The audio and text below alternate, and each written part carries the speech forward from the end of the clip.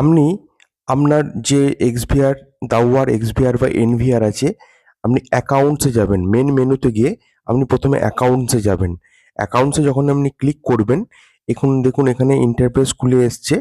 আপনি সমস্ত কিছু দেখে নিয়ে আপনার মেনটেন যে অপশান আছে, মেনটেন অপশান ডটে গিয়ে ক্লিক করবেন।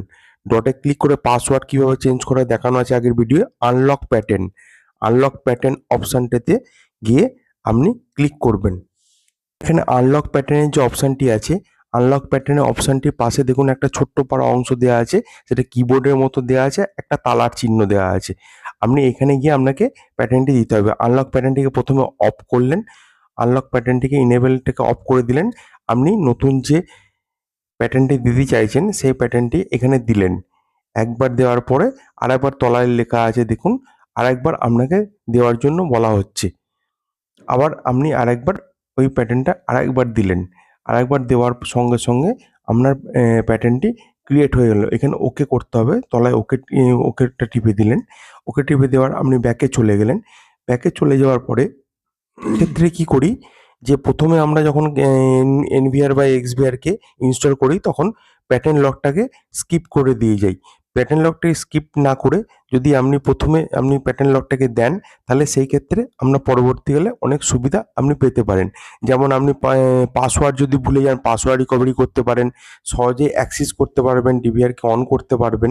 তো আমরা সিস্টেমকে একবার লগ আউট করে নিলাম। লগ আউট করে নেওয়ার পরে আবার নতুন করে যখন আমি চালু করে নিলে দেখবেন এখানে আপনার শো করেনি। তার কারণ হচ্ছে ওইখানে আনলক যে প্যাটার্ন যে অপশানটি আছে সেই অপশানটিকে ইনেবল করতে হবে। এখানে পাসওয়ার্ড দিয়ে ওপেন করতে হবে। যদি আপনার কাছে প্যাটার্নের যদি কোনো অপশান না থাকে, আপনাকে পাসওয়ার্ড দিয়ে ওপেন করতে হয়।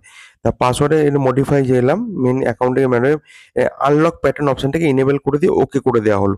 ওকে করে দিয়ে আপনি যখন এখানে লগ আউট করে দিলে আপনার সিস্টেম আবার লক হয়ে গেল। মেন মেনুতে গেলেন, নতুন যে প্যাটার্নটি অপশানটি আছে, প্যাটার্নটি আপনি ক্রিয়েট করলেন। দেখুন আপনার নতুন প্যাটার্ন এখানে ক্রিয়েট হয়ে গেল।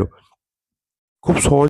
এই ভিডিওর মাধ্যমে আপনি দেখলেন যে কিভাবে প্যাটার্নকে নতুন করে ক্রিয়েট করা যায় বা প্যাটার্নকে চেঞ্জ করা যায়। এইখানেই ভিডিওটি শেষ করলাম।